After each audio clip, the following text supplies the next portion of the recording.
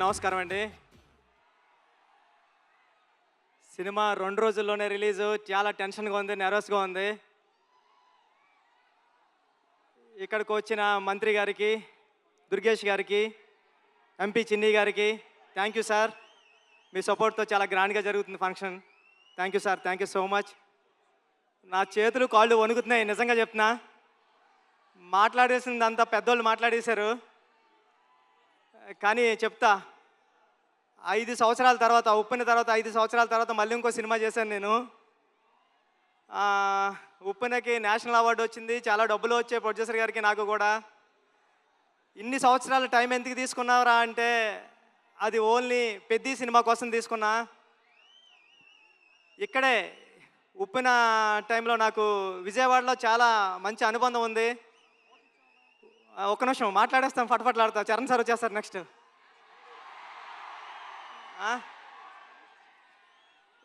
ఉప్పెన నేను ఇక్కడే నాగార్జున యూనివర్సిటీ దగ్గర సైకిల్ తొక్కుంటా రాసుకున్నాను స్టోరీ. నేను ఫాదర్ అవుతున్నానని డాక్టర్ గారు చెప్పింది కూడా విజయవాడలోనే. ఆ దుర్గామాత బ్లెస్సింగ్స్ నాకు ఎప్పుడూ ఉంటాయని కోరుకుంటున్నాను. చరణ్ సార్, నేను ఉప్పెన అయిపోయిన తర్వాత ఎవరితో సినిమా చేయాలని టెన్షన్లో తిరుగుతూ ఉంటే నన్ను మీ దగ్గరికి తీసుకొచ్చారు మా గురువుగారు సుకుమార్ గారు. థ్యాంక్ యూ సుక్కు సార్, నన్ను చరణ్ సార్ దగ్గర కూర్చోబెట్టినందుకు తీసుకెళ్ళి. అంటే నాకు ఉప్పెన మెగాస్టార్ చిరంజీవి గారు ఇస్తే పెద్ది రామ్ చరణ్ గారు ఇచ్చారు. నేను చరణ్ సార్కి స్టోరీ చెప్పాను, దేవుణ్ణి మొక్కుని వెళ్ళాను.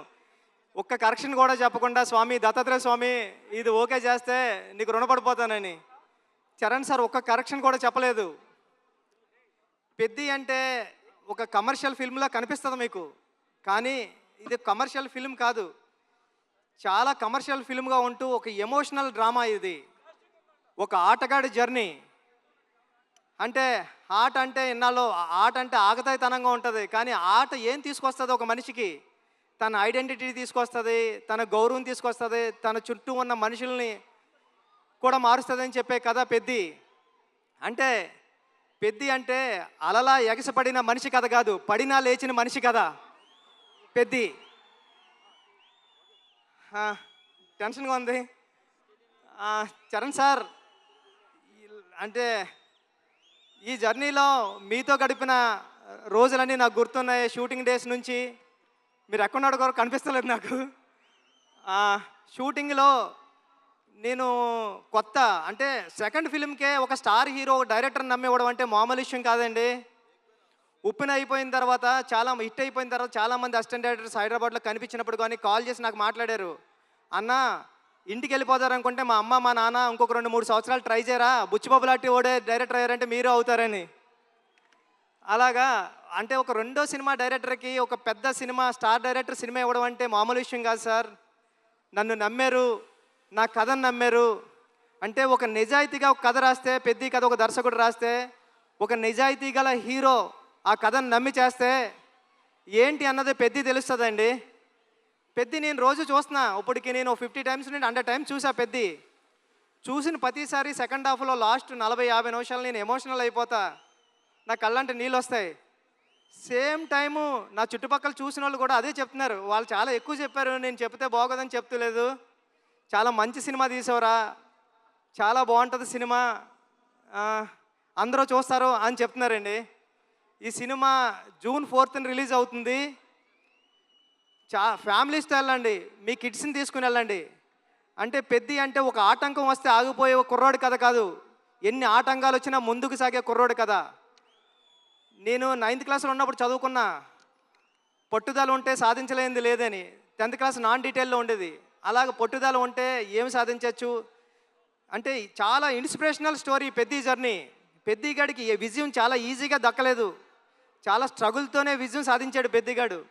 కానీ ఆ సాధించిన విజయం ఎలా ఉంటుంది అన్నది రేపు పెద్ద థియేటర్లో చూద్దరు. కానీ థ్యాంక్ యూ చరణ్ సార్, నన్ను నమ్మినందుకు, నాకు ఈ సినిమా ఇచ్చినందుకు. మిమ్మల్ని లైఫ్లో ఎప్పటికీ మర్చిపోను, మీకు రుణపడి ఉంటా సార్ ఎప్పటికీ. Thank you sir, thank you. Janhvi madam, thank you. ఈ సినిమాకి మేమందరం మట్టిలో రస్టిక్గా ఉంటే మీరు తీసుకొచ్చి కలర్ యాడ్ చేశారు. మీ మదర్కి మేమందరం పెద్ద ఫ్యాన్స్. మీ పర్ఫార్మెన్స్ ఎలా ఉంటుందంటే ఒక్కొక్క సీన్లోని ఒక మగరాయిల్లాగా ఉంటుంది, ఒక హీరోయిజం ఉంటుంది మీ పర్ఫార్మెన్స్లో. ఈ సినిమాలో చాలా మంచిగా యాక్ట్ చేశారు. ఈ అచ్చియమ్మ క్యారెక్టర్ని కూడా మర్చిపోవడం అంత ఈజీ కాదు. క్లైమాక్స్లో మీరు చేసే ఆ పెర్ఫార్మెన్స్ కానీ అన్నీ. Satish sir, thank you so much. ఇంత పెద్ద సినిమాని నమ్మి ఏ రోజు ఒక మాట అనకుండా నన్ను ఒరే నువ్వు చేసుకోపో అన్నారు. ఇది 350 కోట్లు ఎంత అయింది, నాకు 25 కోట్లతో తీసా పెద్ద సినిమా. రవి గారు గట్ట ఉన్నారు, కానీ ఇప్పుడు ఇంత బడ్జెట్ సినిమా నాకు ఇచ్చారు. నేను జాగ్రత్తగానే చేశానని నమ్ముతున్నా, ఎందుకంటే మీరు ఎప్పుడు నవ్వుతానే స్మైల్తోనే ఉన్నారు. Thank you sir, thank you so much. Jagapathi Babu garu, అంటే హీరో గారిలో రామ్ చరణ్ గారిని ఎలాగా నమ్ముతారో దీంట్లో అప్పల సూర్య అనే క్యారెక్టర్ ఉంటుంది. అది చాలా చాలా మంచి క్యారెక్టర్ అండి. అప్పల సూరి ఫస్ట్ హాఫ్లో అప్పల సూరిని హీరో గారిని ఎంత బరువైన హృదయంతో మోస్తారో అప్పల సూరి క్యారెక్టర్ని కూడా అంతే బరువైన హృదయంతో మోస్తారు. అప్పల సూరి సీన్స్ వచ్చినప్పుడు మీ కళ్ళంటే నీళ్ళు తిరగకపోతే నా పేరు బుచ్చిబాబు సానయ్య కాదు. Divyendu garu, love you so much brother. మీ మిర్జాపూర్ సినిమాకి నేను పెద్ద ఫ్యాన్, మీరు రైల్వే మ్యాన్ కానీ అని. Thank you so much sir.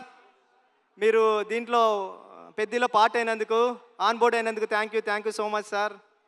మీరు చాలా super actor. Love you sir. రండి సార్. ఈ విజువల్స్ అందరూ చెప్తున్నారు, చెన్నైలో నేనుండి రెహమాన్ గారి దగ్గర ఉండి చేసినప్పుడు చెప్తున్నారు అందరూ, ర్యాండీ గారు చాలా బాగా తీశారా, పిక్చర్ అదిరిపోయింది అని. Thank you sir. నేను రాసుకున్న 10 అక్షరానికి ప్రాణం పోశారు. చరణ్ సార్ పర్ఫార్మెన్స్ అంతే నెక్స్ట్ లెవెల్లో చూపించారు. మీరు పెట్టే బ్లాగులు ఎంత బాగున్నాయంటే అది రేపు పొద్దున్న సినిమాలో ఆడియన్స్ అందరూ విట్నెస్ చేయాలని కోరుకుంటున్నాను సార్. సార్ అవినాష్ కోలా గారు, థ్యాంక్ యూ. చాలా సెట్లు వేశారు, ఒక 20 సెట్లు వేశారు. వేసి చాలా మంచిగా న్యాచురల్గా తీశారు అవినాష్ కోలా గారు. ఆర్ట్ డైరెక్టర్ అవినాష్ కోలా గారికి థ్యాంక్ యూ. ఏకాంబరం గారు, కాస్ట్యూమ్ డిజైనర్ ఏకాంబరం గారికి చాలా న్యాచురల్గా తీసుకొచ్చారు, ఆయనకి thank you. A R Rahman sir, మీ చికిరి రై రై రారా హలో హలో అన్ని పాటలు హిట్. బ్యాక్గ్రౌండ్ స్కోర్ మీరు కొట్టినప్పుడు చాలా స్టైలిష్గా చాలా మాస్గా ఉంది. Love you sir. ఈ సినిమాకి మీరు మ్యూజిక్ డైరెక్టర్గా చేయడం అన్నది నా చిరకాల వాంఛ కోరిక, అది తీర్చారు. Thank you sir. Thank you so much. Charan sir, మళ్ళీ once again love you sir. మీరు లేకపోతే బుచ్చిబాబు లేడంతే. పెద్ద మీరు నాకు ఇచ్చారు. లైఫ్లో ఎప్పటికంటే నేను మాట్లాడలేకపోతున్నాను, నా చేతులు తిమ్మిరెక్కుతున్నాయి సార్. అంటే నర్వస్గా ఉంది. జూన్ 4న ఈ సినిమా వస్తుంది. మీ ఫ్యామిలీతో వెళ్ళండి, మీ కిడ్స్ని తీసుకెళ్ళండి, చాలా బాగుంటుంది. చాలా ఎమోషనల్ అవుతారు, చాలా ప్రేమిస్తారు. పెద్దిని ప్రేమిస్తారు, పెద్దిని లవ్ చేస్తారు, పెద్దితో ఆడతారు, పెద్దితో పాడతారు. పెద్ది మీ ఇంటికి వస్తాడు, ఒరే భలే చేశాడు రా చరణ్ గారు అని చెప్పుకుంటారు. ఒక సెకండ్ హాఫ్లో 4-5 సీన్లు ఉంటాయండి. చరణ్ సార్ పెర్ఫార్మెన్స్ ఎలా ఉంటుందంటే మీ కళ్ళంటే నీళ్ళు రాకుండా ఉండవు. Charan sir thank you sir. June 4న థియేటర్స్లో కలుద్దాం, ఎమోషన్ అవుదాం. Thank you sir. Thank you so much. Thank you sir. Thank you. Buchibabu garu, వెళ్లే ముందు I know you're very emotional already. అయితే వెళ్లే ముందు ఒక క్వశ్చన్. 10 సంవత్సరాల తర్వాత ఈ సినిమా గురించి జనాలు మాట్లాడుకునేటప్పుడు ఏం చెప్తే బాగుంటుంది అని మీరు అనుకుంటున్నారు? ఎలా చెప్పుకుంటారు? 10 సంవత్సరాల తర్వాత ఈ సినిమా గురించి గుర్తించుకోవాలంటే రామ్ చరణ్ అంతే. చరణ్ గారు ఈ సినిమా కథ ఓకే చేయడం అంటే మామూలు ఇష్యూ ఏం కాదు. రేపు పొద్దున్న మీరు స్క్రీన్ మీద చూద్దరు కానీ ఇలాంటి కథ ఒక స్టార్ హీరో ఓకే చేస్తాడా అని. స్టార్ హీరో ఎందుకు ఓకే చేశారు? ఒక కథను నమ్మితే ఆయన కూడా ఒక కథ నమ్మి మీ అందరికీ ఒక మంచి కథ, మన రూటెడ్ కథ, మన విజయనగరంలో జరిగిన ఒక కుర్రోడి కథ చూపించడానికి వస్తున్నామండి. Thank you sir.